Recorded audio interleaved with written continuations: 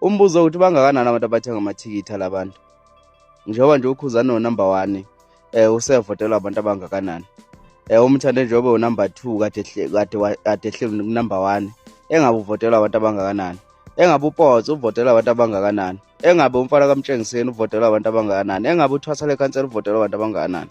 Uyazi ukuthi uma sekuwusuku lokuwina kwalo 100,000 uyazi ukuthi 100,000 mhlawumbe uzokhokha abantu abavotela uduma kahle ongavelile la oyingxenye yecompetition odwa ongavelile. Mhlawumbe uzokhokhela ogatsheni ongavelile la kule top 6. Ngesimo nje sokuthi abantu ngendlela abazobe becompete ngakhona bezama ukuthi beveza amandla amaqhawe abo noma efise nje ukuveza amandla eqhawe labo ngokuthi ligcine elwini lo-100,000. But ekugcineni kosuku umuntu ozogena kakhulu ngempela ungelovi.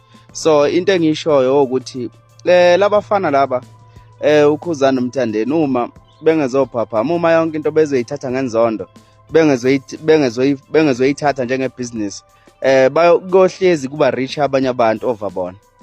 Ayikho into wrong ngongelovi ayenzile ku-right lokho akwenzayo kodwa ekugcineni kwakho konke uma labafana bengafuni ukuphaphama benza izinto bezenzele ukuthi bezuze bekhumbule ukuthi igama labo liyibhizinisi hayi lenzondo yasemakhaya ukuthi sekoze kungakhuliswana ngempela sekoze kube inkukhu nempaka nje kungangenelwana.